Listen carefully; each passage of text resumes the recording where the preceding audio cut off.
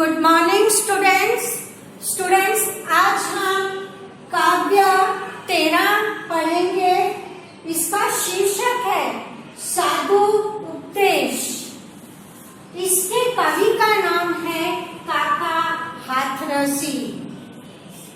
इनका जन्म सन 1906 ईस्वी में हुआ था और इनकी मृत्यु, इनका निधन सन 1995 ईस्वी में हुआ था। स्टूडेंट्स, ये व्यंग्य काव्य रचना है। इस काव्य की रचना कौन सी है? व्यंग, यानी लोगों पर कटाक्ष करने वाली काव्य रचना है।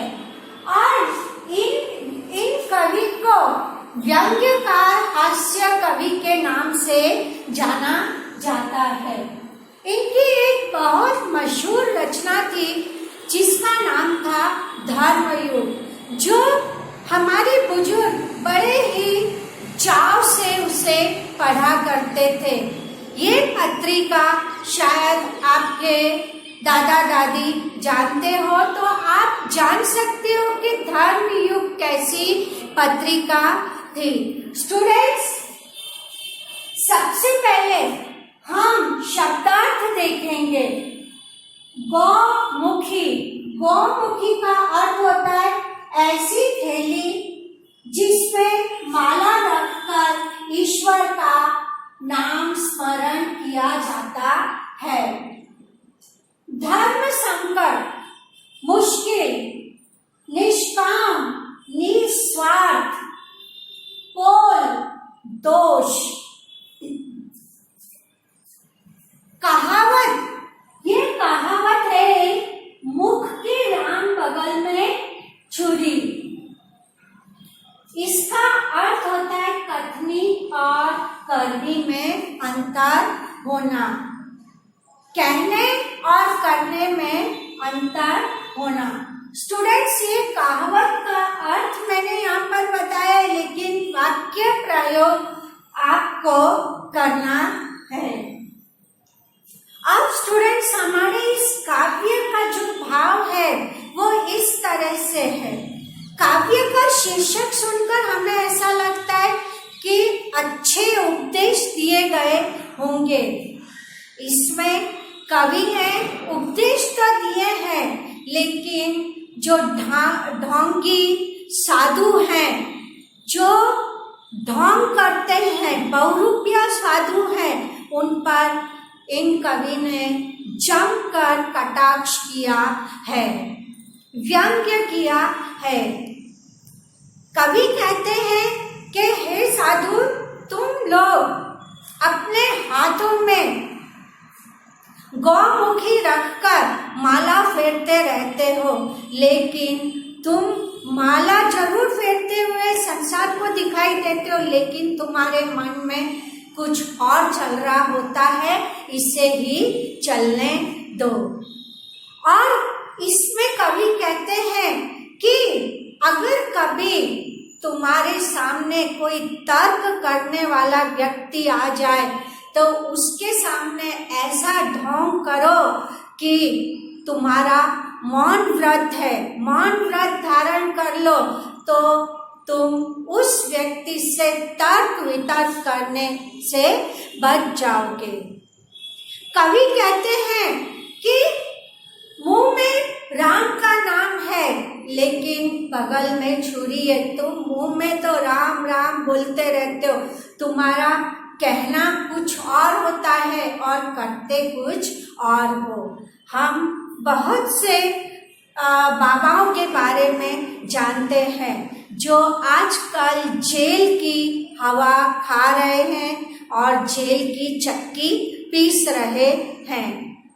स्टूडेंट्स, कवि ने यहाँ पर यह भी कहा है कि जब तुम्हारे पास कोई पूछने आ जाए कि हे बाबा बताओ कि परमात्मा क्या है, स्वर्ग और नर्क क्या है, ये सब कोई पूछने आ जाए तो तुम अपना कमंडल लेकर बैठ जाओ और थोड़ा सा इस बारे में भाषण देकर मौन धारण कर लो।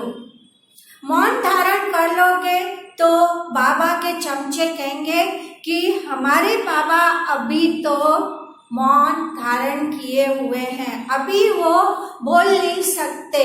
और अगर चमचे पास में नहीं है तो आप किसी एक कागज पे लिख दो कि मैंने मौन व्रत लिया है, इसलिए मैं बोल नहीं सकता।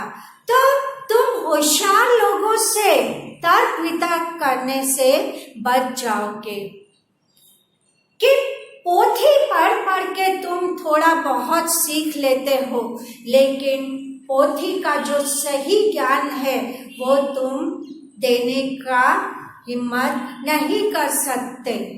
तो हमारे ये कवि काका हाथी सिंह ने ऐसे ही बाबाओं पर कई सारे कटाक्ष किए हैं, व्यंग किए हैं कि कहते कुछ हो करते कुछ हो, दुनिया को उपदेश देते हो लेकिन तुम्हारे सारे काम काले होते हैं। काम काले मतलब दिन में कुछ हो, तुम रात में कुछ हो। अगर तुम बाबा हो तो तुम्हें ऐश और आराम की जरूरत ही नहीं है, क्योंकि तुम ईश्वर में घुल मिल गए हो। जो ईश्वर में घुल मिल जाता है तो उससे कोई मौसम का फर्क नहीं पड़ता और उससे किसी भी ऐश आराम की जरूरत नहीं पड़ती। तो हमारे कवि कहते हैं कि हे बाबाओ, हे उपदेश देने वालों, तुम अपना काम चालू रखो और तुम्हारे पास ऐसे ही लोग आएंगे जो तुमसे तर्क वितर्क करने की उनके पास ज्ञान ही नहीं है और वो अपने आप को तुम्हें समर्पित कर देंगे। जैसे कि मैंने बताया कि अगर कोई तर्क करने वाला आ गया, कोई होशियार व्यक्ति तुम्हारे पास आ गया तो मौन धारण कर लो। स्टूडेंट्स, आप लोगों में से कई बच्चे होमवर्क नहीं भेज रहे हैं। अब आप लोगों के पास एक लेटर आएगा या फिर आप लोगों को प्रिंसिपल के पास ले जाया जाएगा, आपके पेरेंट्स को बुलाया जाएगा। आप लोगों को कई बार बता दिया गया है कि ये जो आप होमवर्क भेजते हो इससे भी आपको मार्क्स मिलेंगे जो आपके बोर्ड की एग्जाम में काम आएंगे। तो पेरेंट्स से भी मैं कहती हूँ कि अपने बच्चों का होमवर्क समय पर भेज दीजिए, नहीं तो उसका नुकसान आपके बच्चों को ही चुकाना पड़ेगा। स्टूडेंट्स, अगर आपको इस काव्य में कुछ समझ में नहीं आया है तो आप मुझसे पूछ सकते हो। बाकी आप एक बार काव्य पढ़ेंगे तो काव्य की भाषा बहुत सरल है और आपको समझ में आ जाएगी। धन्यवाद।